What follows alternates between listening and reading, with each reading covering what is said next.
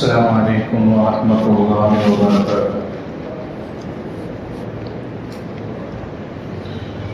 نحمده ونصلي على رسوله الكريم. أما بعد.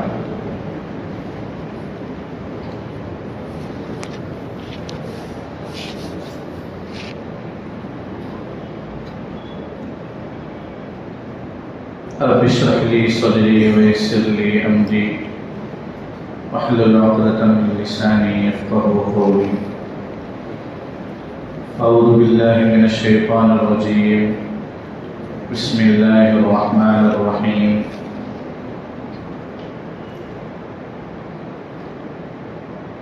ومن يبتغي غير الإسلام دينا فلن يقبل منه. صدق الله العظيم.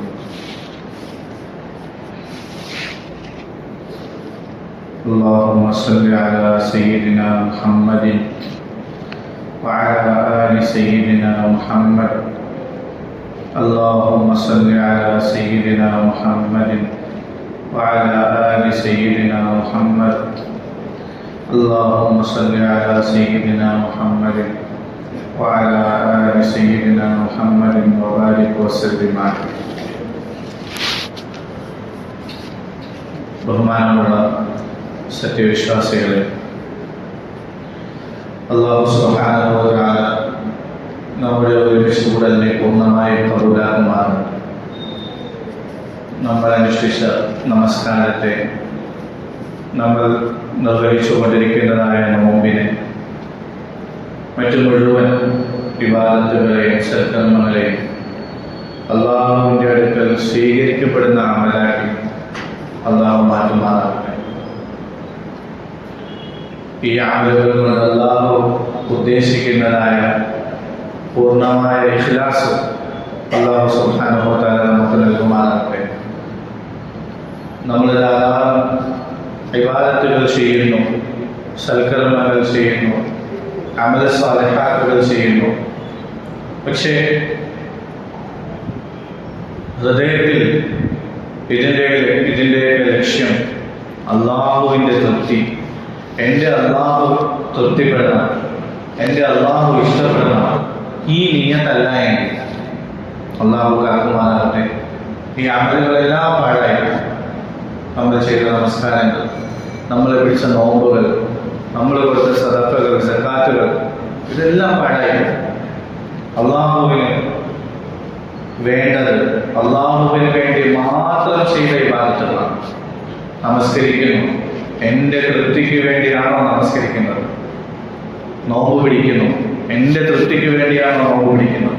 അതെ, ജനങ്ങളെ കാണിക്കാൻ വേണ്ടിയാണ്, മറ്റുള്ളവരെ ബോധിപ്പിക്കാൻ വേണ്ടിയാണോ? ആളുകൾ ഞാൻ നോമ്പ് പിടിക്കുന്ന ആളാണെന്ന് പറയാൻ വേണ്ടിയാണോ? ഇല്ല. ഇങ്ങനെയൊക്കെയാണ് നമ്മുടെ മനസ്സിൽ ചിന്ത ഉണ്ടാകുന്നതെങ്കിൽ അല്ലാഹു കാക്കുമാറാകട്ടെ. ആ അമലുകൾ അല്ലാഹു സുബ്ഹാനഹു വ തആല നാളെ നമ്മളുടെ മുഖത്തേക്ക് തന്നെ വെച്ച് കൊണ്ടുപോയി, നിന്റെ ഈ അമലുകളൊന്നും എനിക്ക് വേണ്ട, നിന്റെ ഈ ഇബാദത്തുകളൊന്നും എനിക്ക് വേണ്ട, കാരണം ഇതൊന്നും നീ ചെയ്തത് എനിക്ക് വേണ്ടി. അതുകൊണ്ട് ആദ്യമായി വളരെ ഗൗരവത്തോടുകൂടി നമ്മൾ മനസ്സിലാക്കേണ്ടത്, നമ്മൾ ചെയ്യുന്ന ഓരോ ഇബാദത്തും അതൊരു സുബ്ഹാനല്ലാഹ് എന്ന ദിക്ർ പറയുന്നതായിക്കൊള്ളട്ടെ, 20 റക്അത്ത് തറാവീഹ് നമസ്കരിക്കുന്നതായിക്കൊള്ളട്ടെ, എന്തുമായിക്കൊള്ളട്ടെ, അല്ലാഹുവിൻ്റെ തൃപ്തി മാത്രമായിരിക്കും. ഇതെൻ്റെ അല്ലാഹുവിന് വേണ്ടിയാണ്, അവൻ്റെ തൃപ്തിക്ക് വേണ്ടിയാണ് ഞാൻ ചെയ്യുന്നത് എന്ന ഇഖ്ലാസ് നമ്മൾ ഉണ്ടാക്കി. അല്ലാഹു സുബ്ഹാനഹു വ തആല തൗഫീഖ് നൽകുമാറാകട്ടെ. മറ്റൊരു പ്രധാനപ്പെട്ട വിഷയം, അല്ലാഹു നമുക്ക് എന്തെങ്കിലുമൊക്കെ അമലുകൾ, ഇബാദത്തുകൾ ചെയ്യാനുള്ള ഭാഗ്യം നൽകിയെങ്കിൽ മനസ്സുകൊണ്ട് നമ്മൾ അഹങ്കരിക്കുന്നതിന് പകരം അല്ലാഹുവിൻ്റെ മുന്നിൽ വിനയത്തോടുകൂടി നന്ദി അർപ്പിക്കണം. ഇത് എൻ്റെ കഴിവ് കൊണ്ടല്ല ഈ ഇബാദത്ത് എനിക്ക് ചെയ്യാൻ സാധിച്ചത്, ഇതെൻ്റെ മിടുക്ക് കൊണ്ടല്ല ഞാൻ ഇടം വരെ എത്തിച്ചേർന്നത്, ഇത് അല്ലാഹുവിൻ്റെ ഔദാര്യം കൊണ്ട് മാത്രമാണ്, അല്ലാഹുവിൻ്റെ കാരുണ്യം കൊണ്ട് മാത്രമാണ്. കഴിഞ്ഞ റമദാനിൽ ജീവിച്ചിരുന്ന എത്രയോ ആളുകൾ നമ്മുടെ കൂട്ടത്തിലുണ്ടായിരുന്നു, നമ്മുടെ അടുത്ത് നമസ്കരിക്കുമായിരുന്നു, നമ്മളുടെ കൂട്ടത്തിൽ കൂടുമായിരുന്നു, നമ്മൾ ഒന്നിച്ച് സംസാരിക്കുമായിരുന്നു.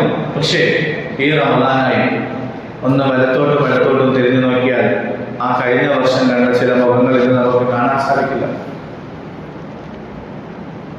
പാപികളായ ദോഷികളായ നമ്മളെ അല്ലാഹു സുബ്ഹാനഹു വ തആല വീണ്ടും ഒരു റമദാനിലേക്ക് എത്തിച്ചു. വീണ്ടും ഒരു നോമ്പിലേക്ക് എത്തിച്ചു. ഇത് എന്റെ മിടുക്ക് കൊണ്ടാണ്, ഇത് എന്റെ യോഗ്യത കൊണ്ടാണ്, ഇത് എന്റെ കഴിവ് കൊണ്ടാണ് എന്ന് ചിന്തിക്കുന്നിടത്ത് നമ്മൾ പരാജയം. ഒരിക്കലുമല്ല. നമ്മുടെ യോഗ്യത കൊണ്ടോ നമ്മുടെ മിടുക്ക് കൊണ്ടോ നമ്മുടെ കഴിവ് കൊണ്ടോ ഒന്നുമല്ല, അല്ലാഹുവിന്റെ ഔദാര്യം കൊണ്ട് മാത്രമാണ് ഒരു ഇബാദത്ത് ചെയ്തു. വീണ്ടും ഒരു ഇബാദത്ത് തൗഫീഖ് അല്ലാഹു നൽകി. ഒരു റമദാനിൽ നോമ്പനുഷ്ഠിച്ചു, വീണ്ടും ഒരു റമദാനിൽ നോമ്പനുഷ്ഠിക്കാനുള്ള തൗഫീഖ് നൽകി. ഒരു വഖ്ത് നമസ്കരിച്ചു, അടുത്ത വഖ്ത് നമസ്കരിക്കാനുള്ള തൗഫീഖ് നൽകി. ബഹുമാനികളെ, അല്ലാഹുവിന്റെ മുമ്പിൽ നന്ദിയോടുകൂടി നമ്മൾ മനസ്സിനെത്തിയിരിക്കണം. അല്ലാഹുവേ, നീ എനിക്ക് നമസ്കരിക്കാനുള്ള തൗഫീഖ് നൽകി. ജീവിതം മുഴുവനും നമസ്കാരത്തെ നിലനിർത്താനുള്ള തൗഫീഖ് നൽകണേ അല്ലാഹ്. അല്ലാഹുവേ, നോമ്പ് പിടിക്കാനുള്ള തൗഫീഖ് നീ നൽകി. ജീവിതം മുഴുവനും നോമ്പ് നിർവഹിക്കാനുള്ള എല്ലാ റമദാനിലും ആവേശത്തോടെ ഉത്സാഹത്തോടെ നോമ്പ് അനുഷ്ഠിക്കാനുള്ള തൗഫീഖ് നൽകണേ നാഥ. ഈ രീതിയിൽ നന്ദിയുള്ള ഹൃദയമായി മാറും. ഹൃദയം കൊണ്ട് ഉള്ളുകൊണ്ട് നമ്മൾ അല്ലാഹുവിനെ നന്ദി രേഖപ്പെടുത്തണം. അല്ലാഹു സുബ്ഹാനഹു വ തആല വിശുദ്ധമായ ഖുർആനിലൂടെ പറയുന്നുണ്ട്, ലഇൻ ശകർതും ലഅസീദന്നകും വലഇൻ കഫർതും ഇന്ന അദാബി ലശദീദ്. അല്ലാഹു സുബ്ഹാനഹു വ തആല പറയുന്നു, വഇൻ തഅഉദു നിഅമതല്ലാഹി ലാ തുഹ്സുഹാ. അല്ലാഹുവിന്റെ അനുഗ്രഹങ്ങൾ എത്രയോ വിശാലമാണ്, ഒരിക്കലും നിങ്ങൾക്ക് ആർക്കും വേണ്ടി തിട്ടപ്പെടുത്താനേ സാധിക്കുകയില്ല. എത്ര അനുഗ്രഹങ്ങൾ അല്ലാഹു നൽകി, ഓരോ നിമിഷവും എത്രയും അനുഗ്രഹങ്ങൾ നമ്മൾ ആസ്വദിച്ചുകൊണ്ടിരിക്കുന്നു. ഒരിക്കലും അല്ലാഹുവിന്റെ അനുഗ്രഹങ്ങളെ എണ്ണി തിട്ടപ്പെടുത്താൻ സാധിക്കുകയില്ല എന്നൊരു ഭാഗത്ത് അല്ലാഹു സുബ്ഹാനഹു വ തആല പറയുന്നു. മറുഭാഗത്ത് അല്ലാഹു പറയുന്നു, ലഇൻ ശകർതും ലഅസീദന്നകും. നിങ്ങൾ ആ അനുഗ്രഹങ്ങൾക്ക് നന്ദി രേഖപ്പെടുത്തുകയാണെങ്കിൽ ഞാൻ ആ അനുഗ്രഹങ്ങളെ നിങ്ങൾക്ക് വർദ്ധിപ്പിച്ചു തരും. ഒരു റമദാൻ നമ്മളിലേക്ക് ആഗ്രഹമായി ആ റമദാനെ ആവേശത്തോടുകൂടി ഉത്സാഹത്തോടുകൂടി അല്ലാഹുവിന്റെ തൃപ്തിക്ക് വേണ്ടി നമ്മൾ അതിലുള്ള ഇബാദത്തുകളിൽ നമ്മൾ മുന്നോട്ട് വരാൻ തയ്യാറായാൽ അല്ലാഹു സുബ്ഹാനഹു വ തആല ഇനിയും റമദാനുകൾ നമുക്ക് നൽകും. ഒരു നമസ്കാരം നിർവഹിക്കാനുള്ള തൗഫീഖ് അല്ലാഹു നൽകി നമ്മൾ ഇതിന് നന്ദി രേഖപ്പെടുത്താൻ തയ്യാറായാൽ അടുത്ത നമസ്കാരം അല്ലാഹു നമുക്ക് ജമാഅത്തായി നിർവഹിക്കാൻ അവസരം തരും. നന്ദി ചെയ്യുന്നവർക്കനുസരിച്ച് അല്ലാഹു സുബ്ഹാനഹു വ തആല അനുഗ്രഹങ്ങൾ വർദ്ധിപ്പിച്ചു. വലഇൻ കഫർതും ഇന്ന അദാബി ലശദീദ്. പക്ഷേ ഞാൻ അനുഗ്രഹങ്ങൾ നൽകിയിട്ട് ആ അനുഗ്രഹങ്ങളെ ആസ്വദിച്ചിട്ട് എന്നോട് നന്ദി ചെയ്യാനെങ്ങാനും നിങ്ങൾ മറന്നുപോയാൽ അല്ലാഹു തആല അല്ലാഹു പറയുന്നു, ഇന്ന അദാബി ലശദീദ്. എന്റെ ശിക്ഷ കഠിനമാണ്, അതികഠോരമാണ്, നമുക്ക് സഹിക്കാൻ സാധിക്കില്ല. അല്ലാഹു മനസ്സിലാക്കാൻ തൗഫീഖ് നൽകുമാറാകട്ടെ. ഒന്നാമതായി പറഞ്ഞു വന്ന വിഷയം അല്ലാഹുവിന്റെ വിഷയത്തിലുള്ള ഇഖ്ലാസ് നമ്മുടെ ഹൃദയത്തിൽ ഉണ്ടാക്കുക. എന്ത് ചെയ്താലും അല്ലാഹുവിന് വേണ്ടി മാത്രം ചെയ്യുക. രണ്ടാമതായി ഏത് നന്മ ചെയ്താലും അല്ലാഹുവിന് നന്ദി രേഖപ്പെടുത്തുക. ഇത് അല്ലാഹുവിന്റെ അനുഗ്രഹത്തിന്റെ പേരിലാണ്, ഔദാര്യത്തിന്റെ പേരിലാണ് എനിക്കിത് ചെയ്യാൻ കഴിഞ്ഞത് എന്ന നന്ദി നമ്മുടെ ഹൃദയത്തിൽ ഉണ്ടാക്കി തീർക്കുക. അല്ലാഹു ചെയ്യാനുള്ള തൗഫീഖ് നൽകുമാറാകട്ടെ. മറ്റൊരു കാര്യം, പരിശുദ്ധമായ റമദാനാണ്. നന്മയിലേക്ക് കൂടുതൽ അടുക്കാനുള്ള ഒരു പൊതുവായ മാനസികാവസ്ഥ ഉണ്ടാകുന്ന സമയമാണ്. നന്മകൾ കേൾക്കാനും നന്മകൾ പ്രവർത്തിക്കാനും നന്മയിലേക്ക് അടുക്കാനും ഒക്കെയുള്ള പൊതുവായ ഒരു മാർഗം, ഒരു ചുറ്റുപാടുണ്ടാകുന്ന സമയമാണ്. ഈ സമയങ്ങളെ കൂടുതൽ പ്രയോജനപ്പെടുത്തിക്കൊണ്ട് നന്മയിലേക്ക് നമ്മൾ കൂടുതൽ അടുക്കുക. നമ്മൾ ഇത്ര നാളും 5 വഖ്ത് നമസ്കാരങ്ങൾ മാത്രം നിർവഹിക്കുന്നവരായിരുന്നു. റമദാനായി നമ്മൾ സുന്നത്തുകളുടെ അനുഷ്ഠിക്കാൻ, സുന്നത്ത് നമസ്കാരങ്ങളുടെ പതിവാക്കാനുള്ള പരിശീലനം ചെയ്യണം. നമ്മൾ ഇത്ര നാളും സൂറത്ത് യാസീൻ മാത്രം ഓതുന്ന മനുഷ്യരായിരുന്നു. റമദാനായി കൂടുതൽ ഖുർആൻ ഖതം തീർക്കാൻ, കൂടുതൽ ഖുർആൻ പഠിക്കാൻ, ഓതാനുള്ള പരിശ്രമം ചെയ്യുക. ഇന്നലെ വരെ യാസീൻ ഓതുന്നതായിരുന്നു, ഇന്നിപ്പോൾ കൂടുതൽ ഓതിയിട്ട് എന്ത് കിട്ടാൻ? അങ്ങനെയല്ല. കൂടുതൽ അമലിനുള്ള അവസരമാണ് അല്ലാഹു നൽകിയത്. കൂടുതൽ നന്മകളുടെ മാസമാണ് റമദാൻ. അതുകൊണ്ട് ഇന്നലെ വരെ എന്തായിരുന്നോ അതല്ല, ഇന്ന് ഞാൻ അതിലും കൂടുതലാണ്. കൂടുതൽ നന്മകളെ കുറിച്ച് കേൾക്കുന്നവരാകണം, നന്മകളെ കുറിച്ച് പറയുന്നവരാകണം, നന്മകൾ ജീവിതത്തിൽ കൊണ്ടുവരാൻ വേണ്ടി പരിശ്രമിക്കുന്നവരാണ്. നന്മകളുടെ വസന്തമാണ് പരിശുദ്ധ റമദാൻ. മനസ്സിലാക്കാനുള്ള തൗഫീഖ് അല്ലാഹു സുബ്ഹാനഹു വ തആല നൽകുമാറാകട്ടെ. ഇതുപോലുള്ള സദസ്സുകൾ മിക്കവാറും എല്ലാ സ്ഥലങ്ങളിലും റമദാനുകളിൽ കൃത്യമായി നടക്കുന്നുണ്ട്. ഏതെങ്കിലുമൊക്കെ മജ്‌ലിസുകൾ ഉപയോഗപ്പെടുത്തുകയും ആ മജ്‌ലിസിൽ ഇരുന്നുകൊണ്ട് ദീനിനെ കുറിച്ച് കേൾക്കുകയും പഠിക്കുകയും മനസ്സിലാക്കുകയും അത് ജീവിതത്തിൽ കൊണ്ടുവരാനുള്ള പരിശ്രമം ചെയ്യുകയും റസൂലുള്ളാഹി സ്വല്ലല്ലാഹു അലൈഹി വസല്ലം പറയുകയുണ്ടായി, തലബുൽ ഇൽമി ഫരീദത്തുൻ അലാ കുല്ലി മുസ്ലിമിൻ വ മുസ്ലിമ. ഇൽമ പഠിക്കുക എന്നുള്ളത്, ദീനിന്റെ അടിസ്ഥാനപരമായ വിഷയങ്ങൾ പഠിക്കുക എന്നുള്ളത് ഓരോ മുസ്ലിം സ്ത്രീ പുരുഷന്മാർക്ക് നിർബന്ധമായ കാര്യമാണ്. നമുക്ക് ഓരോരുത്തർക്കും നിർബന്ധമായ കാര്യമാണ്. ഇൽമ എവിടെ നിന്ന് കിട്ടുന്നോ അവിടെ ചെന്ന് ഇൽമ നേടുക, പഠിക്കുക, മനസ്സിലാക്കുക, അത് നിർബന്ധമായ കാര്യമാണ്. പിന്നെ അതുകൊണ്ട് ഇങ്ങനെയുള്ള മദ്രസകൾ നമ്മൾ പൂർണ്ണമായും പ്രയോജനപ്പെടുത്തും. സ്വല്ലല്ലാഹു അലൈഹി വസല്ലം തങ്ങൾ സഹാബാക്കളോട് പറയുകയുണ്ടായി, നിങ്ങൾ സ്വർഗ്ഗത്തിന്റെ പൂന്തോപ്പ് കണ്ടാൽ, നിങ്ങൾ സ്വർഗ്ഗത്തിന്റെ പൂന്തോപ്പ് കണ്ടാൽ അവിടെ നിങ്ങളൊന്ന് മേടിച്ചു പോകുക. ആ പൂന്തോപ്പിൽ ചെന്ന് അവിടുത്തെ മണം ആസ്വദിക്കുക, അവിടുത്തെ പഴങ്ങൾ ഭക്ഷിക്കുക, ഈ രീതിയിൽ അതൊന്ന് മേടിച്ചു പോവുക. സഹാബാക്കൾ ചോദിച്ചു, ഈ ദുനിയാവിൽ എവിടെയാണ് സ്വർഗ്ഗം പോകുന്നത്? റസൂലുള്ളാഹി സ്വല്ലല്ലാഹു അലൈഹി വസല്ലം പറഞ്ഞു, ഇൽമിന്റെ മജ്‌ലിസുകളാണ്, ദീനിന്റെ സദസ്സുകളാണ്. അവിടെ വിതരുന്നത്, അവിടെ വിതരണം ചെയ്യുന്നത് ദീനിന്റെ കാര്യങ്ങളാണ്. അതുകൊണ്ടാണ് റസൂലുള്ളാഹി സ്വല്ലല്ലാഹു അലൈഹി വസല്ലം ഞാൻ അതിനെ സ്വർഗ്ഗ പൂന്തോപ്പെന്ന് വിശേഷിപ്പിച്ചത് എന്ന് റസൂലുള്ളാഹി സ്വല്ലല്ലാഹു അലൈഹി വസല്ലം പറയുകയാണ്. അതുകൊണ്ട് ദീനിന്റെ ഒരു സദസ്സുകളെയും നിസ്സാരമായി കാണരുത്. ഒരു അറിവാണ് നമുക്ക് അവിടെ നിന്ന് കിട്ടുന്നതെങ്കിലും ഒരുപക്ഷെ നമ്മൾ കേട്ടുകൊണ്ടിരിക്കുന്ന കാര്യങ്ങൾ നമ്മൾ മുമ്പേ കേട്ട വിഷയങ്ങളായിരുന്നു. ഇതൊക്കെ നമുക്ക് അറിയാവുന്ന കാര്യം തന്നെ, ഇത് നമ്മൾ കേട്ടത് തന്നെ, ഇനിയിപ്പോ ഇരുന്നിട്ട് കാര്യമല്ല, എഴുന്നേറ്റ് പോകാം, അങ്ങനെയുമാണ്. മൂന്നാമത്തെ പ്രാവശ്യമാണ് നമ്മളൊരു കാര്യം കേൾക്കുന്നതെങ്കിലും ആദ്യമായി കേൾക്കുന്നത് പോലെ കൗതുകത്തോടുകൂടി, ആകാംക്ഷയോടുകൂടി, ആഗ്രഹത്തോടുകൂടി കേൾക്കണം എന്ന് മഹാന്മാർ നമുക്ക് പഠിപ്പിച്ചിരുന്നു. ചിലപ്പോൾ ആ സമയത്തായിരിക്കാം അതനുസരിച്ച് അമൽ ചെയ്യാനുള്ള ഭാഗ്യം അല്ലാഹു നമുക്ക് നൽകുന്നു. നമ്മൾ എത്രയോ ഇൽമുകൾ കേട്ടിട്ടുണ്ട്, എത്രയോ ഹദീസുകൾ നമ്മൾ കേട്ടിട്ടുണ്ട്. എത്ര ശതമാനം നമ്മുടെ ജീവിതത്തിൽ അത് ഉണ്ടായിട്ടുണ്ട് ഒരിക്കലും നമുക്ക് പറയാൻ സാധിക്കില്ല. അപ്പോൾ വീണ്ടും വീണ്ടും കേൾക്കുന്നതിന്റെ പേരിലായിരിക്കും നമുക്ക് അതനുസരിച്ച് അമൽ ചെയ്യാനുള്ള ഭാഗ്യം ഉണ്ടാകും. വെറുതെ ഒരുപാട് കേൾക്കുന്നതിൽ മാത്രം കാര്യമില്ലല്ലോ, ഒരുപാട് പഠിക്കുന്നതിൽ മാത്രമല്ല കാര്യം. അതനുസരിച്ച് അമലുകൾ ചെയ്യുമ്പോൾ അത് നമ്മുടെ ജീവിതത്തിൽ കൊണ്ടുവരുമ്പോഴാണ് ആ അറിവായി മാറുന്നത്. അതുകൊണ്ട് ആ തവണ കേൾക്കുമ്പോഴായിരിക്കും ഒരുപക്ഷെ നമുക്ക് അമൽ ചെയ്യാനുള്ള ആഗ്രഹം ഉണ്ടാകുന്നത്, തൗഫീഖ് ഉണ്ടാകുന്നത്. അതുകൊണ്ട് ഒരിക്കലും ഇൽമ പഠിക്കുന്ന വിഷയത്തിൽ, ദീനിന്റെ സദസ്സുകളിൽ ഇരിക്കുന്ന വിഷയത്തിൽ, പഠിക്കുന്ന വിഷയത്തിൽ യാതൊരു മടിയും കാണിക്കാൻ പാടില്ല. അല്ലാഹു സുബ്ഹാനഹു വ തആല മനസ്സിലാക്കുന്ന തൗഫീഖ് നൽകുമാറാകട്ടെ. റസൂലുള്ളാഹി സ്വല്ലല്ലാഹു അലൈഹി വസല്ലം തങ്ങൾ പല രീതിയിൽ സഹാബാക്കളെ ഇൽമ പഠിപ്പിക്കുമായിരുന്നു. പല രീതിയിൽ പഠിപ്പിക്കാൻ വേണ്ടി പരിശ്രമിച്ചിട്ടുണ്ട്. അവർക്ക് മനസ്സിലാക്കാൻ കഴിയുന്ന പല മാർഗങ്ങൾ റസൂലുള്ളാഹി സ്വല്ലല്ലാഹു അലൈഹി വസല്ലം തങ്ങൾ സ്വീകരിച്ചിട്ടുണ്ട്. തങ്ങളുടെ ജീവിതത്തിന്റെ അവസാന കാലഘട്ടങ്ങളിൽ തങ്ങൾ പറയുമായിരുന്നു, നിങ്ങൾ ചോദിക്കുക, എന്തെങ്കിലും ചോദിക്കാനുണ്ടെങ്കിൽ ചോദിക്കുക, ഞാൻ നിങ്ങൾക്ക് പറഞ്ഞു തരാം. പക്ഷേ നബികളോടുള്ള അദബിന്റെ പേരിൽ, മര്യാദയുടെ പേരിൽ, ബഹുമാനത്തിന്റെ പേരിൽ സഹാബാക്കൾക്ക് തുറന്ന് ചോദിക്കാൻ പലർക്കും വലിയ മടിയായി. ഈ സാഹചര്യത്തിൽ സഹാബാക്കൾക്ക് ചില അടിസ്ഥാനപരമായ വിഷയങ്ങൾ പഠിപ്പിച്ചു കൊടുക്കുന്നതിന് വേണ്ടി അല്ലാഹു സുബ്ഹാനഹു വ തആല ജിബ്രീൽ അലൈഹിസ്സലാത്തു വസ്സലാമിനെ മനുഷ്യരൂപത്തിൽ നബികളുടെ അടുക്കലേക്ക് അയക്കുമായിരുന്നു. ജിബ്രീൽ അലൈഹിസ്സലാം മനുഷ്യന്റെ രൂപത്തിൽ വന്ന് സഹാബാക്കളുടെ സദസ്സിൽ വന്നിട്ട് നബികളോട് ഓരോ ചോദ്യങ്ങൾ ചോദിക്കും. നബികൾ അതിന് മറുപടി കൊടുക്കും. പഠിക്കാൻ ആഗ്രഹിച്ചിരിക്കുന്നതായ, എന്നാൽ ചോദിക്കാൻ മടിയായിരിച്ചിരിക്കുന്ന, പേടിച്ചിരിക്കുന്നതായ സഹാബാക്കൾക്ക് ചോദ്യവും കിട്ടും, മറുപടിയും കിട്ടും. ഇത് സഹാബാക്കളെ ഇൽമ പഠിപ്പിക്കുന്നതിന് വേണ്ടി അല്ലാഹു തിരഞ്ഞെടുക്കുന്ന ഒരു മാർഗമാണ്. ഒരിക്കൽ ഒരു സന്ദർഭത്തിൽ ഒരു പ്രധാനപ്പെട്ട ഹദീസാണ് നിങ്ങളോട് പറയാൻ പോകുന്നത്. വളരെ ശ്രദ്ധിച്ച് കേൾക്കുകയും ഉൾക്കൊള്ളുകയും ചെയ്യുക. അല്ലാഹു സുബ്ഹാനഹു വ തആല നമുക്ക് തൗഫീഖ് നൽകുമാറാകട്ടെ. മഹാനായ ഉമർ റളിയല്ലാഹു അൻഹുവിന്റെ റിവായത്താണ്. ഉമർ ഇബ്നുൽ ഖത്താബ് റളിയല്ലാഹു അൻഹു, ഉമർ റളിയല്ലാഹു അൻഹു നിവേദനം ചെയ്യുന്നു. ഒരുപാട് സഹാബാക്കൾ ഈ ഹദീസിൽ നിവേദനം ചെയ്തിട്ടുണ്ട്. വളരെ പ്രശസ്തമായ ഉമർ റളിയല്ലാഹു അൻഹുവിന്റെ റിവായത്താണ്.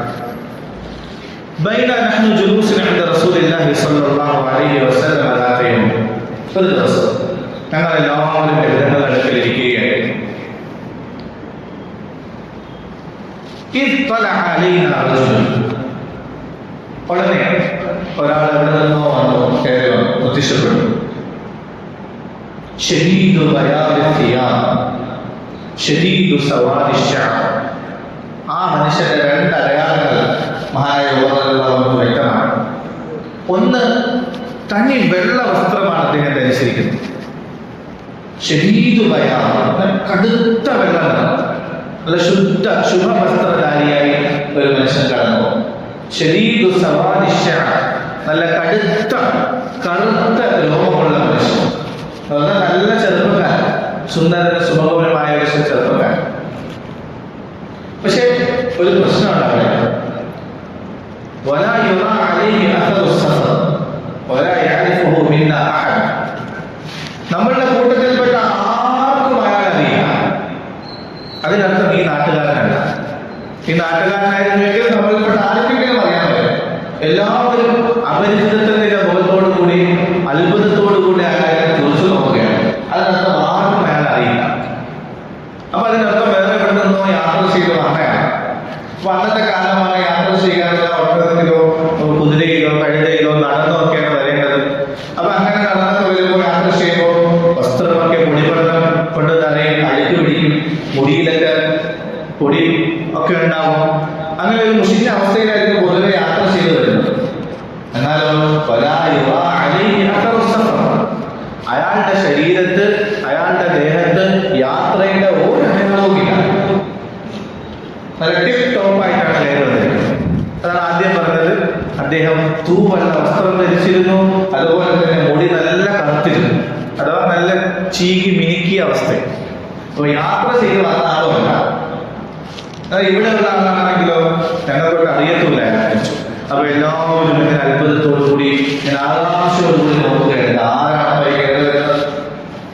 അദ്ദേഹം ഇങ്ങനെ നേരെ കയറി വന്നു, എല്ലാവരും മാറിക്കൊടുത്തു, നേരെ നബിയുടെ അടുക്കിലേക്ക് വന്നു. അങ്ങനെ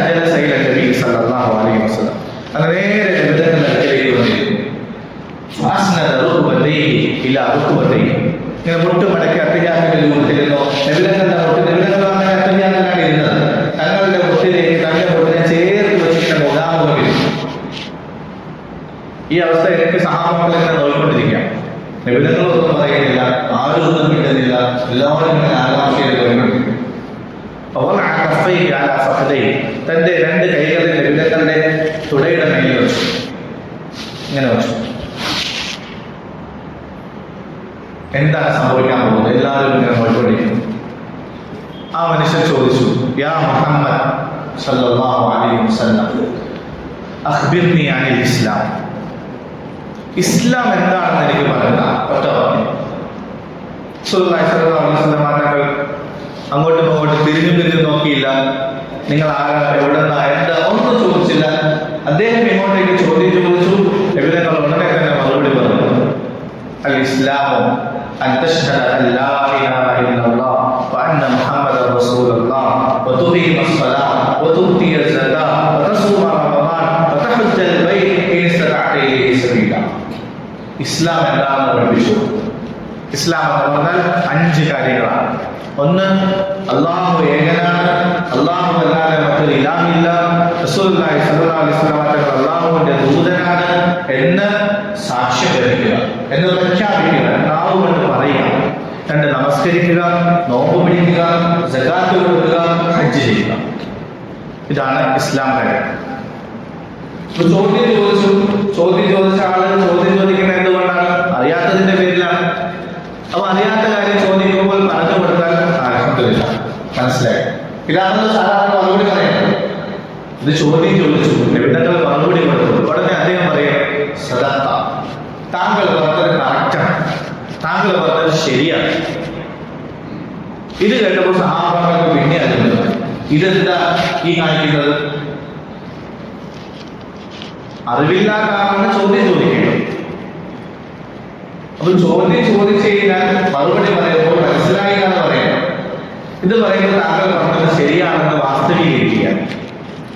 അതിനർത്ഥം ഈ ചോദ്യം നേരത്തെ, ഈ ഉത്തരം നേരത്തെ അറിയാവുന്ന ആളാണ്.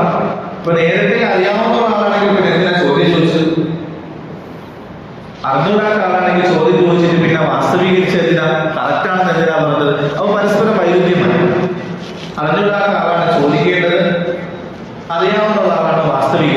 ഇതിപ്പോ രണ്ടും കൂടെ ഒന്നിച്ച് നടക്കും. നമുക്ക് ആകെ അത്ഭുതമാണ്. അയാൾ തന്നെ ചോദ്യം ചോദിക്കുമ്പോൾ അയാൾ തന്നെ സമ്മതിക്കുകയും ചെയ്യും. ആകെ അത്ഭുതമായി. വീണ്ടും വേറൊന്നും സംസാരിക്കുന്നില്ല. വീണ്ടും സംസാരം തുടരുകയാണ്. അദ്ദേഹം പറഞ്ഞു, ഈമാനെ കുറിച്ച് പറയുക. എന്താണ് ഈമാൻ? റസൂലുള്ളാഹി സ്വല്ലല്ലാഹു അലൈഹി വസല്ലം തങ്ങളും അതേപോലെ തന്നെ മറുപടി പറഞ്ഞു, അൽ ഈമാനു അൻ തുഅ്മിന ബില്ലാഹി വ മലായികതിഹി വ കുതുബിഹി വ റുസുലിഹി വൽ യൗമിൽ ആഖിർ വ തുഅ്മിന ബിൽ ഖദരി ഖൈരിഹി വ ശർരിഹി.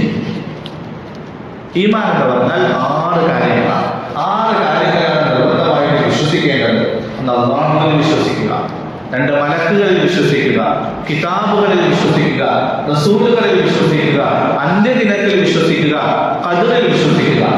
നന്മയും തിന്മയുമായ എല്ലാ കാര്യങ്ങളും അല്ലാഹുവിന്റെ തീരുമാനത്തോടു കൂടി തന്നെയാണ് സംഭവിക്കുന്നത് എന്ന് വിശ്വസിക്കുക. വീണ്ടും പുള്ളി പറഞ്ഞു, നിങ്ങൾ പറഞ്ഞ കണക്കാണ്. സഹാബാക്കൾ അത്ഭുതമായി.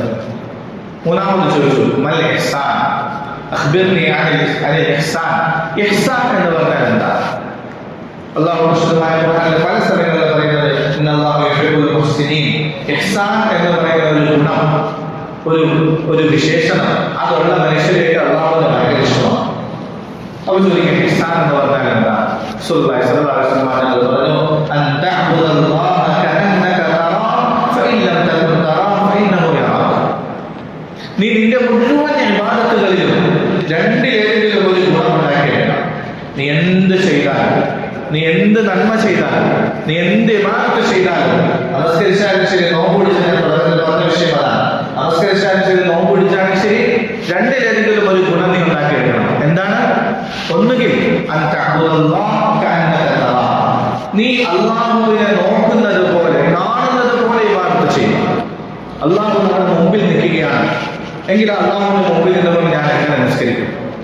അല്ലാഹു മുമ്പിൽ നിൽക്കുകയാണ്. അല്ലാഹു മുമ്പിൽ നിൽക്കുമ്പോൾ ഞാൻ എങ്ങനെ ഖുർആൻ ഓതും? ഞാൻ എങ്ങനെയായിരിക്കും ഇബാദത്ത് ചെയ്യുക? ഞാൻ എങ്ങനെയായിരിക്കും ദിക്ർ ചെയ്യുക?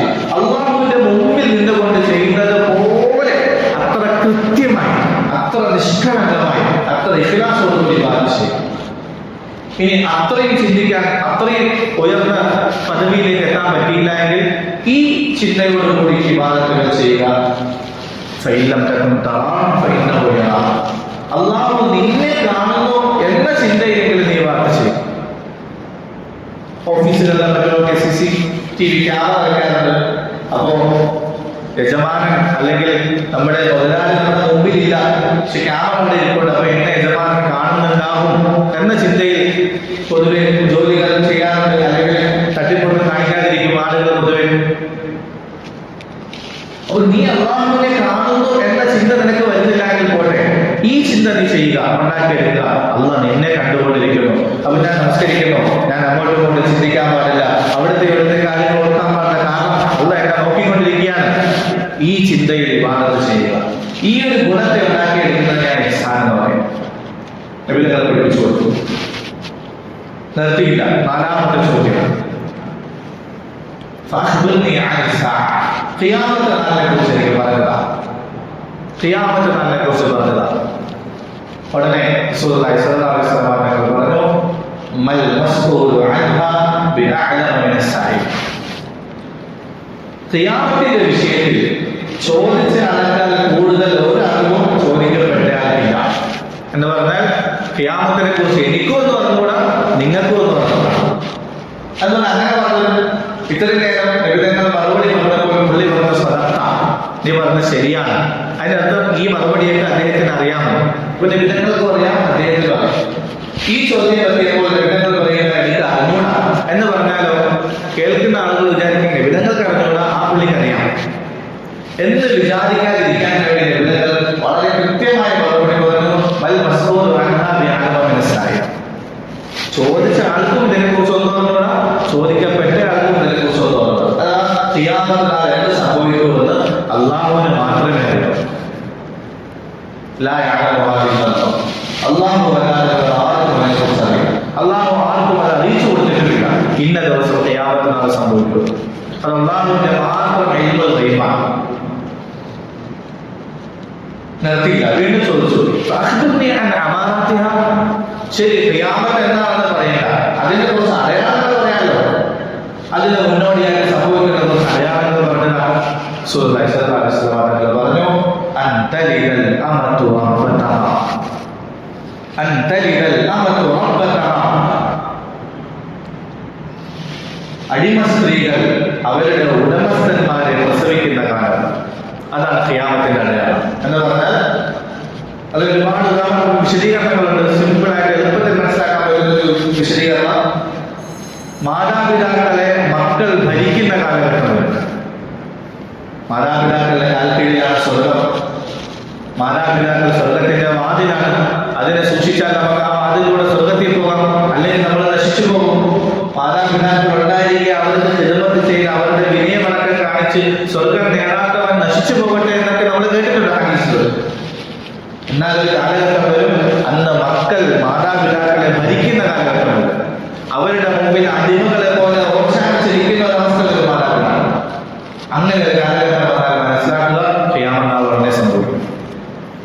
രണ്ടാമത് അടയാളം പറഞ്ഞു,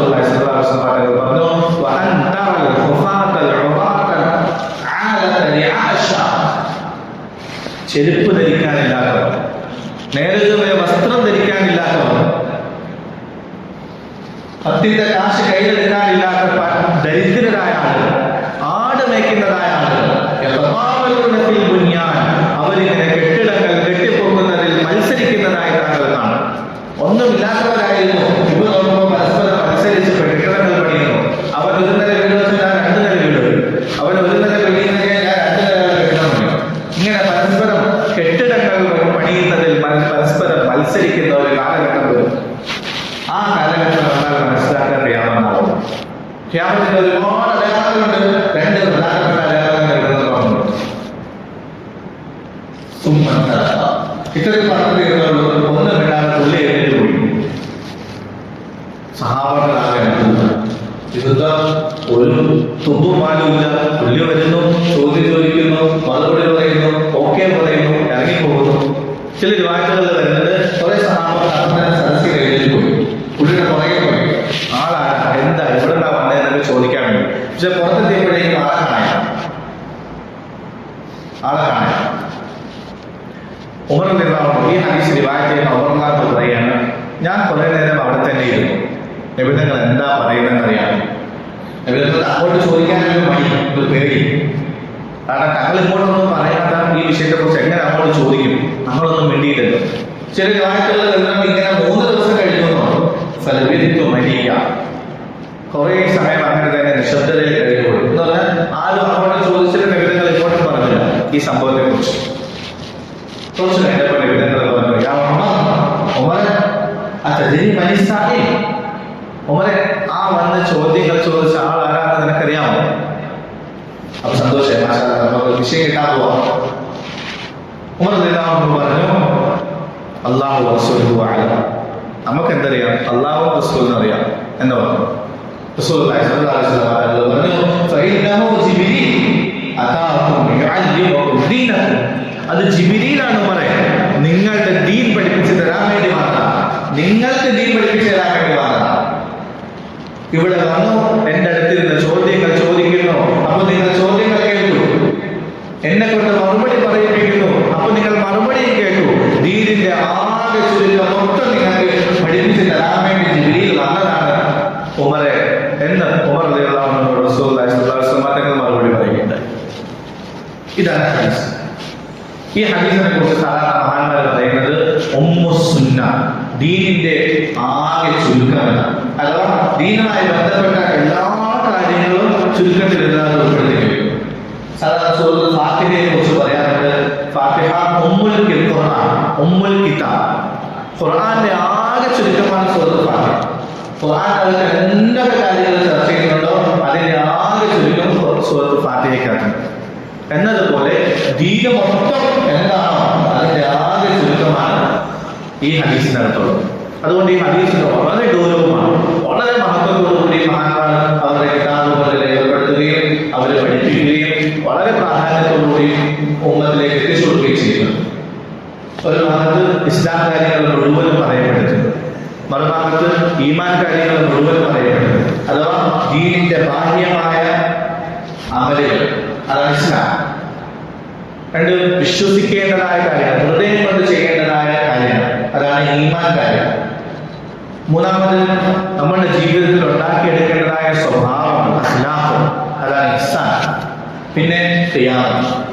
നമ്മുടെ കാലഘട്ടത്തിൽ അഥവാ ഈ ഉമ്മത്തിലാണ് ഖിയാമത്ത് നാളെ സംഭവിക്കുന്നത്. അതുകൊണ്ട് ഖിയാമത്തിനെ കുറിച്ച് മനസ്സിലാക്കിയിരിക്കേണ്ടത് നമുക്ക് വളരെ പ്രധാനപ്പെട്ടതാണ്. ഏതൊക്കെ കാര്യങ്ങൾ ഉണ്ടാകുമ്പോഴാണ് ഖിയാമത്ത് നാളെ സംഭവിക്കുന്നത്, ഏതൊക്കെ കാര്യങ്ങളിലൂടെയാണ് ഖിയാമത്തിലേക്ക് എത്തുന്നത്, ഖിയാമത്ത് നാളിൽ എന്തൊക്കെ ഫിത്നകൾ ഉണ്ടാകും, അതിൽ നിന്ന് എങ്ങനെയൊക്കെ നമ്മൾ സൂക്ഷിക്കണം. ഇങ്ങനെ ദീനിന്റെ ആദ്യ ചുരുക്കം ഇതിനകത്ത് റസൂലുള്ളാഹി സ്വല്ലല്ലാഹു അലൈഹി വസല്ലം തങ്ങൾ പഠിപ്പിച്ചിരിക്കുന്നത്. ഇൻഷാ അല്ലാഹ് അല്ലാഹു തൗഫീഖ് നൽകുകയാണെങ്കിൽ വരും ദിവസങ്ങളിൽ ഈ ഹദീസിന്റെ ഓരോ വിഷയങ്ങളായിട്ട് നമുക്ക് വിശദീകരിച്ച് പഠിക്കാം. അല്ലാഹുവിനെ കുറിച്ച് നമുക്ക് എന്തൊക്കെ വിശ്വസിക്കാം. ഒന്നാമത്തെ ഭാഗം ഇസ്ലാം കാര്യങ്ങളാണ്. നമസ്കാരം, നോമ്പ്, സക്കാത്ത്, ഹജ്ജ്. ഈ കാര്യങ്ങളിലൊക്കെ കഴിഞ്ഞ റമദാനിൽ ഓർമ്മപ്പെടുന്നറിയില്ല, കഴിഞ്ഞ റമദാനിലെ വിഷയങ്ങളൊക്കെ നമ്മൾ വളരെ വിശദമായി ചർച്ച ചെയ്തിട്ടുണ്ട്, പഠിച്ചിട്ടുണ്ട്. നമുക്ക് ഇൻഷാ അല്ലാഹ് സൗകര്യം പോലെ അത് ഓർത്തെടുക്കാം.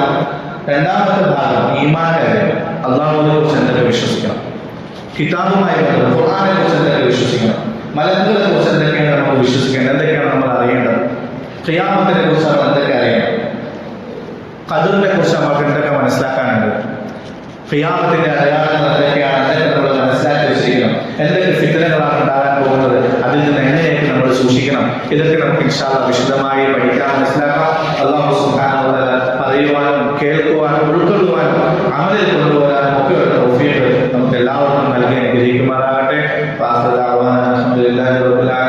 അസ്സലാമു അലൈക്കും വറഹ്മത്തുള്ളാഹി വബറകാതുഹു.